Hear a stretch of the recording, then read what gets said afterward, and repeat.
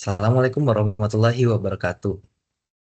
Selamat datang di video presentasi saya, M. Rifki Fatoni, dengan NIM 2023311119.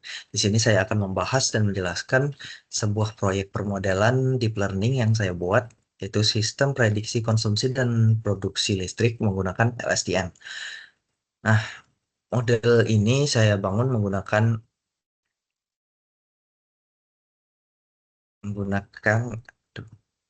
bahasa pemrograman Python dan eh, sebuah framework namanya PyTorch itu untuk dirancang untuk melakukan prediksi berbasis time series dengan memanfaatkan pola historis dari konsumsi dan produksi listrik dalam skala harian, ya, skala harian. Jadi kita langsung masuk saja. Itu yang pertama kita lakukan ialah import library. Nah, library ini berupa library Torch tadi atau PyTorch. Ini itu sebuah framework deep learning untuk Python. Kemudian ada Pandas dan NumPy untuk memproses data kita. Kemudian ada matplotlib.pyplot dan Seaborn itu untuk visualisasi data. Kemudian ada OS untuk membuat folder tempat hasil dari data training kita nanti. Kemudian ada Timeit itu untuk konfigurasi waktu, dan scikit-learn pre-processing itu kita mengambil atau mengimpor min-max scalernya untuk normalisasi data. Kemudian ada TKDM itu untuk menampilkan progress bar selama kita melakukan data training. Lanjut ada konfigurasi awal, itu ada time windows length itu 24/7. Kemudian ada overlapnya 2, train valid test split itu untuk nanti kita mau mengsplit data menjadi 3 bagian, itu 70%-nya untuk data training, kemudian ada 15% untuk validasi, sama 15% untuk data test. Kemudian ada beberapa lagi, ini ada batch size, learning rate, kemudian ada hidden size, itu nanti juga kita bakal lihat, kemudian 6 layers, dan epoch. Kemudian ada CSV path atau alur CSV-nya. Nah, itu CSV yang kita gunakan ini atau dataset yang kita gunakan itu adalah dataset electricity consumption dan production. Itu saya temukan dari sebuah website Kaggle. Oke, lanjut lagi ke pemrosesan data. Nah, di sini yang pertama kita lakukan yaitu tadi membaca ini, membaca atau dari kita tadi, yaitu electricity consumption dan production.csv. Dari file CSV ini kita akan mengambil dua data utama, dua kolom utama, yaitu kolom production dan kolom consumption. Itu kemudian kita ubah tipenya menjadi float 32 bit. Nah, langkah penting selanjutnya yang kita akan lakukan itu adalah normalisasi data. Kita menggunakan min-max scaler dari scikit-learn tadi, ya,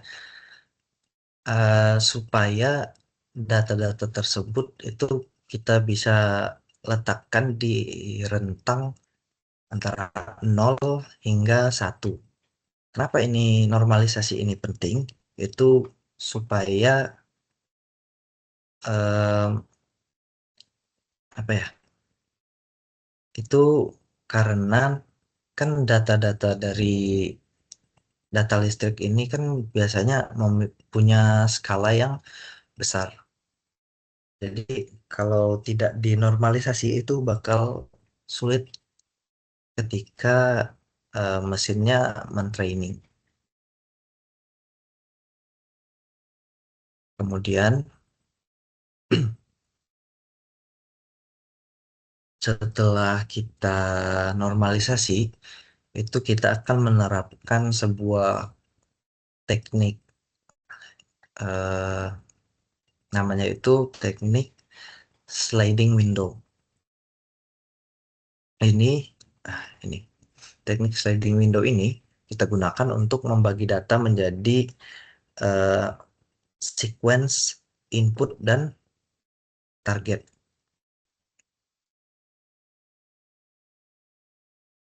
Setelah kita bagi menjadi input dan target, itu data yang sudah dibagi tadi kita ubah bentuknya menjadi tensor agar bisa dibaca oleh agar bisa digunakan oleh PyTorch, framework PyTorch. Oke,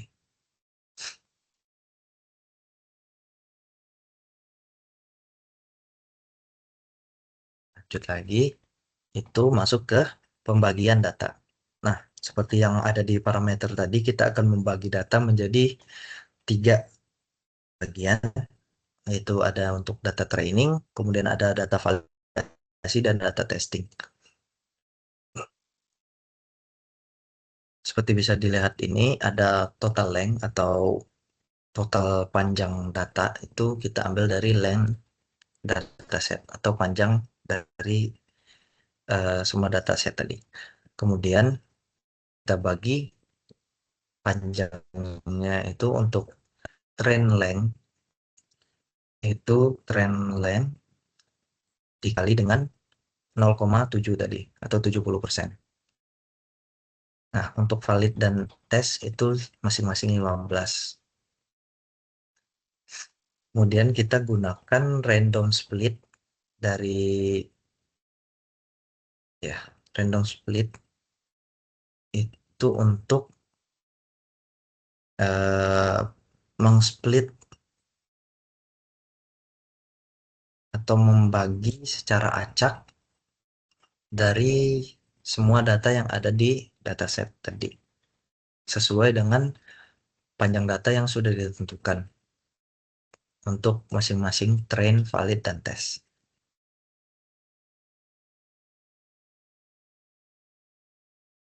Sekarang kita masuk ke pendesainan modul atau LSTM kita.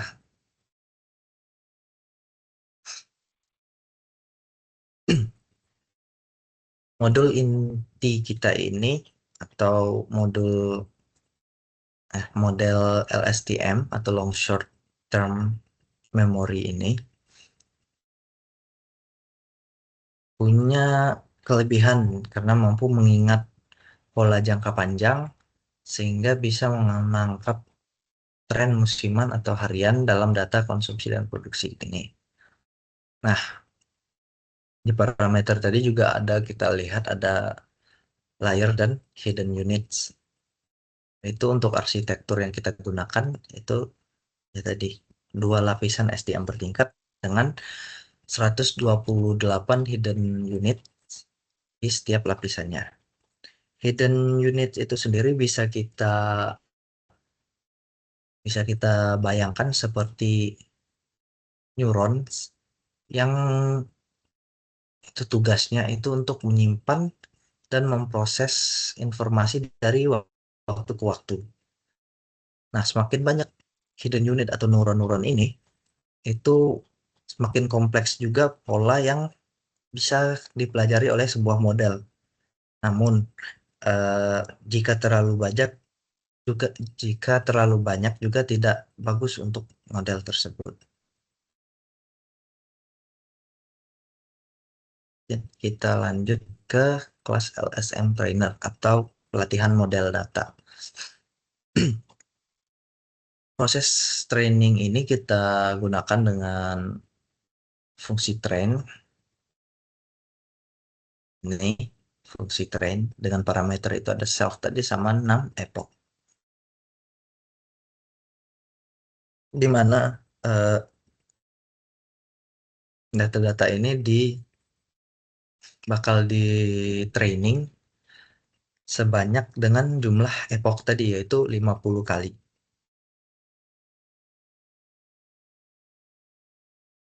Satu kali epoch itu men-training semua data secara penuh, berarti 50 kali secara penuh.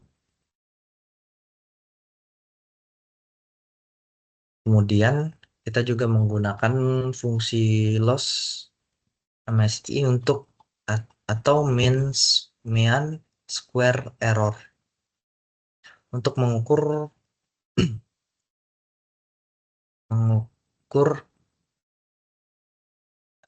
mengukur seberapa jauh hasil prediksi dengan target aslinya, atau seberapa besar sih errornya yang kita dapat gitu. Nah, model ini kemudian itu diperbaiki juga dengan menggunakan yang namanya algoritma Adam Optimizer.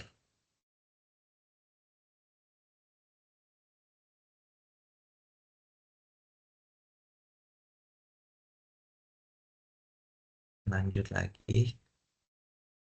Di sini juga ada untuk visualisasinya nanti untuk eh, loss ini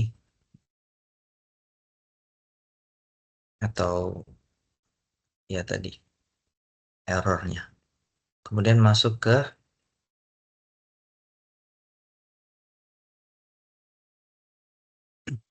prediksi data.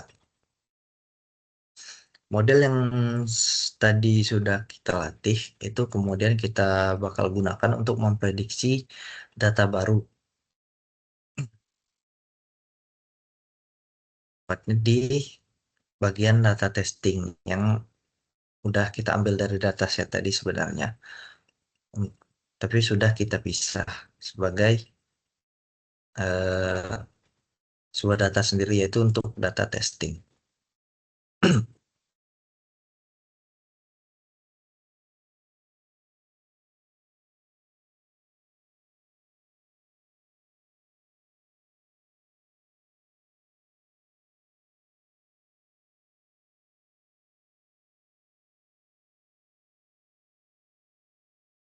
Nah, kemudian untuk ada script utama, itu ada OS MacDirs ini untuk membuat sebuah file yang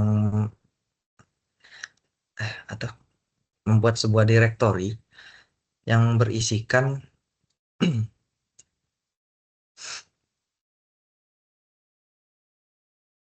hasil dari model dan prediksi yang telah kita buat.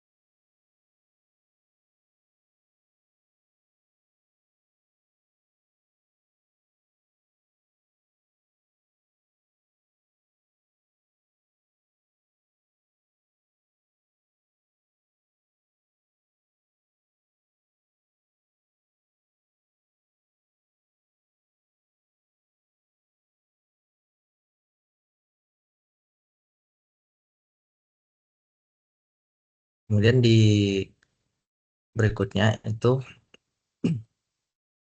dalam main script ini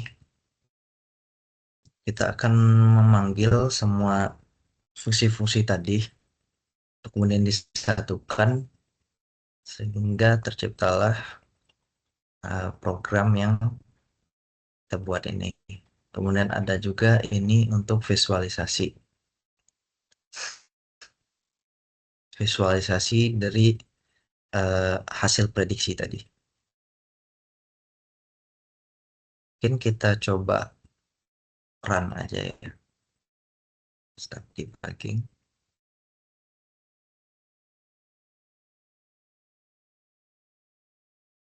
Oh, sudah.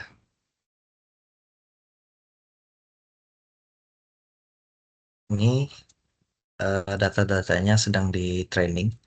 Bisa kita lihat ini ada sebanyak 50 kali.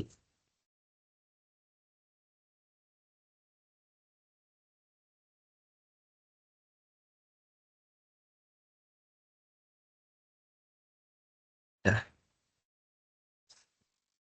prediction plot save. Nah, untuk hasilnya itu bisa kita lihat di sini. Sebentar. Nah, di sini sudah terbuat direktorinya, itu sebuah folder bernama results. Ini ada loss curves untuk kurva dari mean square errornya tadi, loss MSE. Itu bisa kita lihat untuk garis biru itu ada data trainnya. Kemudian garis kuning ini adalah validasi. Tidak terlalu jauh. Kemudian untuk prediksinya itu ada di sini untuk konsumsi. Bisa kita lihat ini ada input konsumsi atau data yang kita input, data tesnya. Itu untuk targetnya ada di sini. Garis kuning untuk targetnya, kemudian garis hijau itu adalah prediksinya. Jika kita lihat di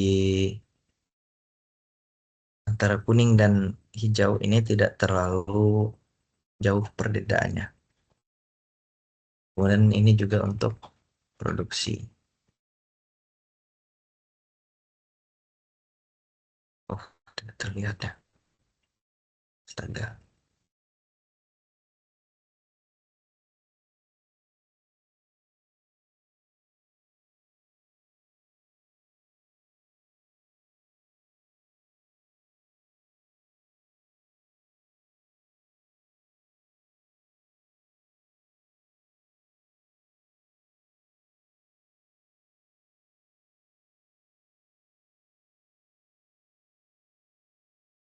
Baik, mungkin itu saja dari saya. Bila ada kurangnya saya mohon maaf. Wabillahi taufiq wal hidayah. Wassalamualaikum warahmatullahi wabarakatuh.